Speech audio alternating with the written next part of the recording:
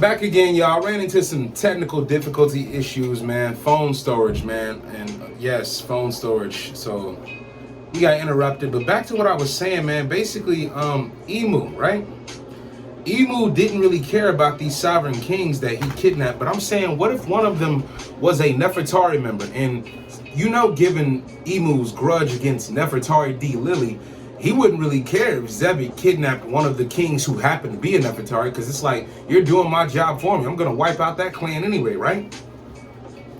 So we get to learn that Rox is also a fan of Davy Jones, and hence why the Davy backfights were started.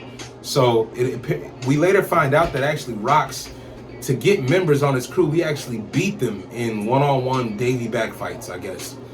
First man to land on his back, first person to do this or that, I don't know. But I guarantee that the rules of the altercation were a lot more gruesome than what we had when we entered into the Ark with the Foxy pirates and whatnot.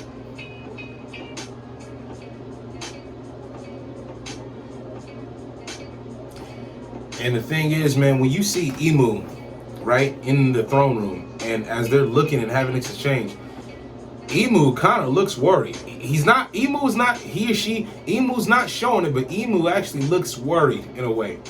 Because it's like, yo, for real, like, when Zebek says, just wait, one day I'll be back, you could take that into two literal meanings. He's going to physically come back to the Holy Land once he has all his ducks in a row, but also he'll be back as in his will is going to return to the world and return to the Holy Land at that. And it makes it all the more personable, I guess, or all the more surreal when you remember that Emu had the ripped up poster of Blackbeard and he had Vivi and Luffy's poster together. I still think Vivi and Luffy are gonna obviously be in game as far as like man and woman together in the series. They're gonna have a kid together. It's gonna be beautiful. That might be the start of 3-piece or 2-piece. Who knows? Sequel piece. Whatever, man. Moving on. The same day, we got Harold running from the Celestial Dragons and trying to escape because he got discovered for who he was. His cover got blown due to Zebek's foolishness, because everybody is thinking that Harold apparently killed this Marine Admiral. And yeah, as we learned that the incident was never going to be brought to light, you know what I'm saying? The events of what all happened there, especially with Rox sneaking into the Holy Room. But what's crazy is this: as Rox is inside like the flower room, Emu's flower room, and butterflies and all that, where were the Gurusei? Now, you could speculate that, hey, they probably weren't invented at that time, or if they were around, they probably weren't called the Gurusei at that moment. But I would say otherwise. I think they were around. It's just that they may have had their hands tied up, being busy already trying to observe and manipulate and watch over the reverie and the discussions that were taking place there. Because I'll guarantee there was some major politics and political whereabouts and business being handled at that reverie. That had to be. And plus, for Zebek to stroll up there casually and kidnap 5 kings. 5 kings. Insane. Absolutely insane. So, as I'm saying, man, Harold is making his way through the Holy Land, running about, being shot at, being lit on fire, man. It's crazy. They're attacking him. And you got the Celestials in their special little bubble suits and coats, wanting to make Harold as a slave, or wanting to kill him and have him stuffed as like a prized animal or something like that, a prized kill. And then it's just insane. Harold is just tanking it, making his way through. Ain't no mountain higher, ain't no valley lower for this giant. So as we learn that actually Harold, as he's running, Zebek is running towards him as well. Now, Harold immediately, oh, I gotta get my page back. I got my notes, y'all, I'm just taking it down. Let me see. So we learned that Harold immediately actually charged towards Zebek because he suspected, like, oh, I'm getting chased because of your actions. They're after me because of you. You blew this whole thing up. And then you got Zebek actually admiring Harold's appearance, like, yo, okay, who is this guy? I gotta find out. So, and then we get this funny statement from Zebek, like, yo, we get a giant in the Holy Land. Don't y'all live in like the boonies or something like that? Like, I could have swore y'all lived like far out. Like, what are you doing all the way over here? Especially in the Holy Land. Man.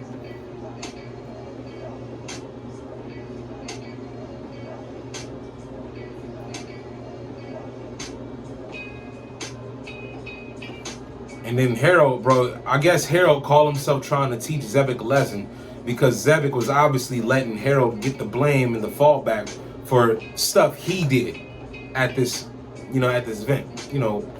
Typical, right? But hey, if I was a pirate, I'd let you get blamed too. I mean, look at what I'm trying to do. If I can get all this heat off of me and onto you, why not take advantage of the moment? So, bro, we get an epic clash between Harold and Zebek, and what's crazy is they're not touching, but they're both using, it's obvious they're both using advanced Conqueror's Haki. And bro, I would have never suspected Harold of knowing how to do this. Like, real talk, man, with Elbaf being the way it is, I figured, Harold would be obviously the strongest giant, but for him to have advanced Conqueror's Haki, like, imagine that, a giant that can use advanced Conqueror's Haki. That is beyond insane, man. Like, imagine fighting that. A giant that can use advanced Conqueror's Haki, that's just insane. So, we get the exchange, we get the exchange between them, they introduce each other and whatnot. And then Harold is actually asking for directions, bro. This man, Harold, aims to jump off the red line just to escape. He doesn't care. As long as he gets out of the Holy Land, hey, it's whatever. I don't care. So, what's crazy is, despite everything that happened there, we actually get Zebek's bounty poster, and it's, posted with the tongue out, with the hand up and whatnot, and we don't get his number. I think it's actually amazing we don't get his number, because I can already tell that it's gonna be something higher than Roger and Whitebeard. I always suspect no less, man. Come on, it's Zebek. This man tried to rule the world. What price can you really put on his head that's a justifiable price for him attempting to pull one of the greatest voyages, feats, and takeovers the world has ever seen, aside from what Roger did, selling the whole world and actually becoming the king of the pirates, Laugh Tale and all that, man, and beyond. Zebek's bounty is a fitting bounty. Whatever the number is, I'm gonna love it.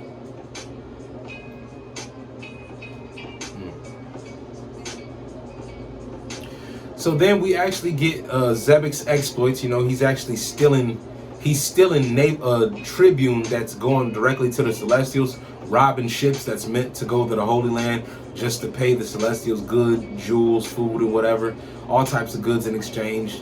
You know what I'm saying? Because they have a monopoly on the world. You got to pay that heavenly tribute, otherwise we can destroy your country by sending out an order to a naval fleet, or even not even naval fleet. We'll just send our own agents to come mess your stuff up and get in your business.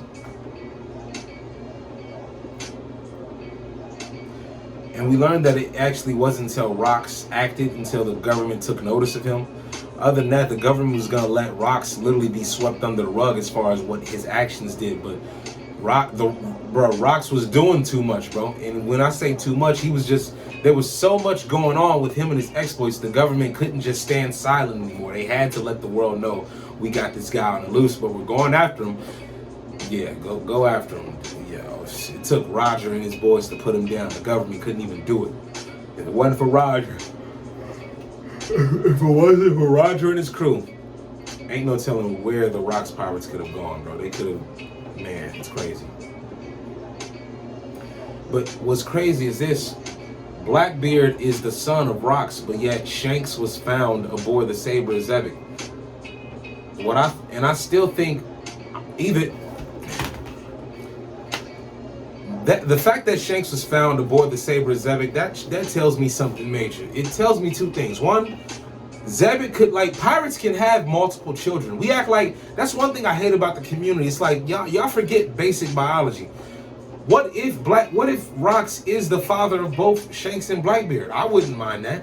But let's just say they're not for the case of conversation, right? What was Shanks doing aboard the Saber of Zebek in a treasure chest? And that leads me back to the comment I made in my part 1 of the video before my phone got cut off. The guy with the Wolverine claw on Rox's ship, that may be Shanks' father. What if Shanks' father actually was trying to sail with his boy on the ship? Who knows? Or if Shanks really is Rox's son, Shanks was birthed aboard the Saber of Zebek. And I believe it was Zebek who put the mark on Shanks' arm, the mark of the Abyss. Oda has so much to confirm with us, man. He has so many answers and loose ends to tie up. It's just insane. And I love it, man. And the whole community loves it, man. This arc, this Elbaf flashback arc is going to be some of the greatest flashbacks that we ever get in this story. I'm soaking it all up.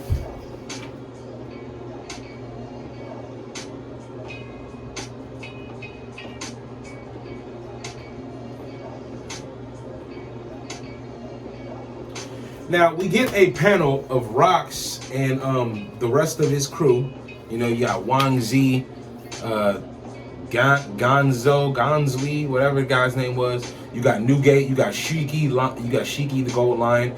You got Stussy, the girl Stussy, man. And I believe you got, Newgate, Whitebeard as well. Oh yeah, and you got Gangster Don Marlin, bro. I believe that might be Beige's father. A lot of people in the community are suspecting it's Beige's father, and you know what? It more than likely could be. And if it's not Beige's father, what if Don Marlin is actually Beige's uncle? Either way, father, uncle, there's relation with Beige and this guy. Now, we see that Rox is eating. The Rox crew is eating with Harold, dining and, you know what I'm saying, enjoying themselves. You got Zebek actually begging Harold to join his crew. Like, can we just take a moment to imagine this? Harold refuses, of course, because he wants to affect the world in a different way, in a more positive light. He's not going about it the way Zebek is. And Zebek is trying to convince him, like, yo, my way is the only way to go about it. You think they're really going to care about you, your political mumbo-jumbo trying to build peaceful relationships? We got to take this joint. We got to take what's ours. We got to take the world. Got to show them. Yeah. Man. Imagine if Harold actually joined. That would be crazy. You got a giant that can use Conqueror's Haki on your crew. And despite all the heavy hitters Zebek already had, man, Harold would just be another. Harold would be such a big boost for Zebek, man, because I think that Zebek's goals would have been conquered in the more short term than in the long term. About as long as it took Zebek to reach God Valley and do whatever he needed to do to try to take over the world or whatever. And even before those events happened, when Zebek was on his way to attempt to do so, and literally most of the way there, I believe Harold could have actually speeded up his process of, like, you know, rising to the top as far as, like, the world goes. Because I think, bro, if Harold would have joined Rox's crew, imagine the trouble that Roger would have had dealing with them. Because you got a giant that can use Conqueror's Haki. A giant. And what if he smashed the Oro Jackson or whatever, man? It's just insane. Very insane. And you know, what's crazy is Harold actually talks to the rest of the Rox members and he says, you guys should know that if you follow a man like him, it'll just lead to your downfall. It'll just lead to ruin. It'll literally ruin you. And now you got the pirates speaking up for themselves, saying that, yo, they're only there for their own ambitions. They lost to him in a Davy Back fight. Yes, obviously, that's how he recruited his members. But they're only loyal to their own ambitions. They're not as loyal to him as you would look at and believe. They're loyal to their own ambitions. And they're following him because his crazy ass could actually lead them to fulfilling their own ambitions. Because once that's fulfilled, we gotta cut ties. I don't owe you nothing. We ain't gotta talk. We ain't gotta kick it, skate with you, nothing, man. So we get Shiki the Wicked, Miss Buckingham Stuckey, the tech bandit. She is a thief of tech.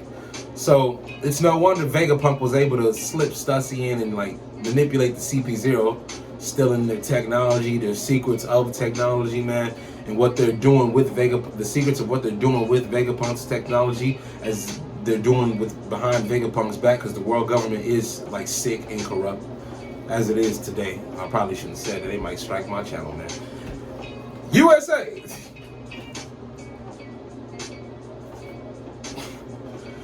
But anyway, we got Gang Zui. Oh yeah, we got the pirate prophet Ochoku,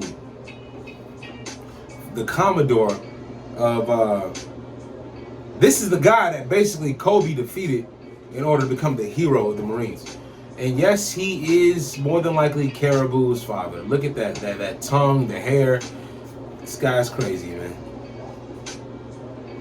They talk about the Beehive Island. It was supposed to be barren, where most of the prisoners of islands and towns and kingdoms get sent there to basically die and live off the rest of their days. But what's crazy is that island had a bunch of gold about it. Had a bunch of gold burrowed beneath the surface, and there were people who showed other pirates who lended hands to help dig it up, along with some other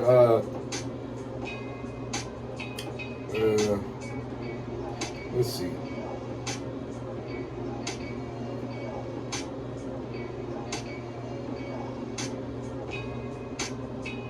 Yeah, they mentioned a shadow organization actually helped cultivate and mine the gold that was actually on that island.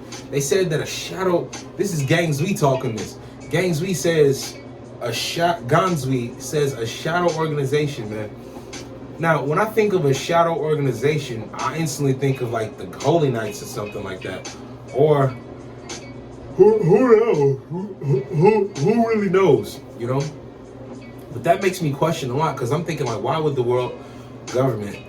But then again, they said that Rock said that they can cut a deal with the world government for taking the island back. However, a shadow organization that helped dig up the Moria. Moria could have had a bunch of zombies, shadow zombies or shadow demons, and use their zombies to help dig up the gold and mine it on Beehive Island, man. I keep forgetting, because they said a shadow organization. That could have been Moria's folks.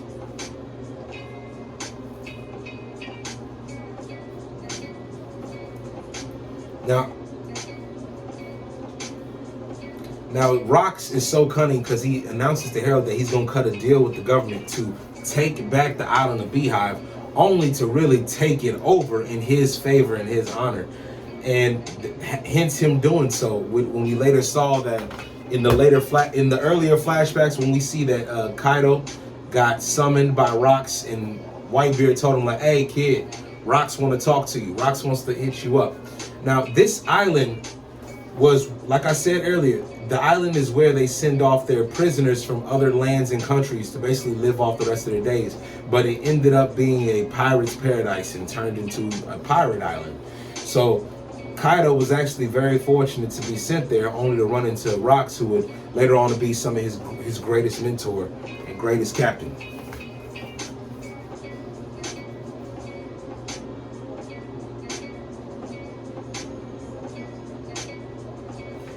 And then what's crazy is Harold, he's warning Rox again, like, yo, you can't just pick a fight with the entire world. Your enemies are going to be too damn massive, man.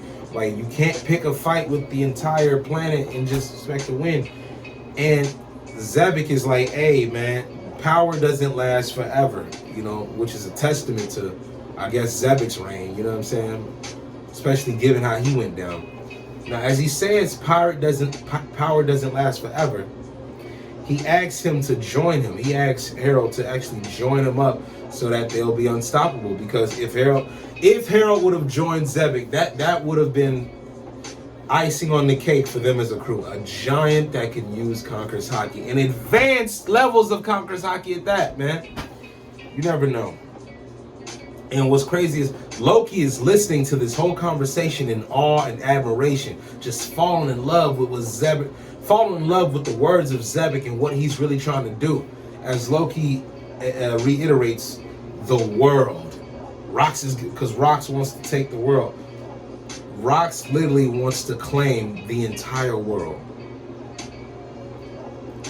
I just believe that if Harold would have joined him, he would have done it. I think Roger's crew still would have played a factor, but I think Xebec would have done it, and then maybe later on Roger's crew would eventually stop him. But something like that'd be a massive feat, man. A massive feat. And what's crazy is in a panel box, it says that Loki finally found salvation. So seeing and admiring the man that Xebec was, it kind of brought Loki around. Because one, remember, Loki still looks at humans as puny and weak, but Xebec gave him a whole new change of perspective, man. So much so that he admired Xebec, admired everything about him, wanted to join along with the crew, everything like that. So what's even wild, what makes it so wild is that Loki got hit by Xebec once, then tries to challenge him, only to get stabbed with the sword after the brutal beating that Xebec lays on him. And man, insane. And no regard, and I actually think that Harold beat on Loki with prejudice when we saw that first flashback of Harold beating up Loki and leaving a sword stuck in him. I think that sword was basically prejudice against Harold himself because Loki's dad wouldn't join Harold's crew.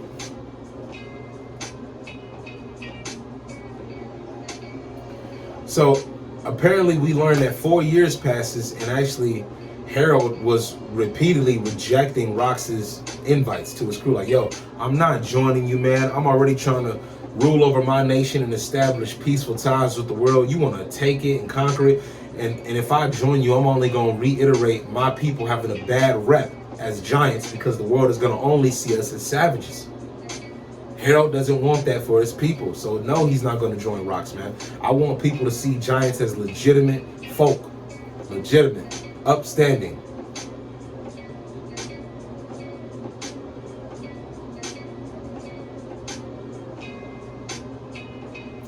So it says that Rox was sending shockwaves throughout the whole world, and his plan was finally put into fruition given his monstrous crew. And believe me, that because I think we get more members later on once we get the next flashback chapter. Hopefully they're still in the flashback, which they will be. So when 1156 drops, we're gonna get more flashback from Harold in the game, bro. And we might even actually meet Silver Axe and some more key members. I'm looking forward to that. Set sail, you bastards, as Rox reiterated off. He finally had a ship logo and the name of his crew, and they went at it across the world.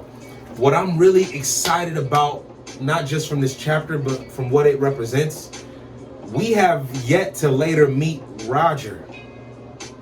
Like, we have yet to see Roger and Rox's first meeting, and we're gonna get it. I just feel it. We are gonna get Rox and Roger meeting for the first time. I'm gonna call it maybe in the next 2 to 3 chapters, because Oda can ramp things up in these flashbacks. I'm hoping in 2 chapters at least we meet Roger, because we don't even have to meet Roger the next chapter. We can just see more of Rox's exploits and what's going on and whatnot with the animosity amongst the crew. Explore that. Explore the relationships of everybody on the crew. Oh yeah, because remember, Big Mom isn't even here yet. So next chapter, maybe we might meet Big Mom, and then we might meet Kaido as well. Because like, remember, Rox is gonna take Beehive Island back. So we're gonna get the introduction of Charlotte, Lin, and Kaido. I'm gonna call it. Kaido and Big Mom are coming next chapter and gonna be members of the crew. The flashback has